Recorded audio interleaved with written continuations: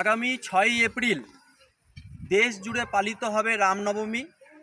ঠিক একইভাবে বালুরঘাট শহরের স্টেট বাস স্ট্যান্ডের নিকট গান্ধী মূর্তির সামনে আপনারা সকলেই দলমত নির্বিশেষে পবিত্র শোভাযাত্রায় দলে দলে যোগ দিন। বিভিন্ন ক্লাব, মঠ, মন্দির, আশ্রম, স্বেচ্ছাসেবী সংগঠন এবং কীর্তনীরা আপনারা আপনাদের সংগঠনের ব্যানার নিয়ে পবিত্র শোভাযাত্রায় অংশগ্রহণ করুন।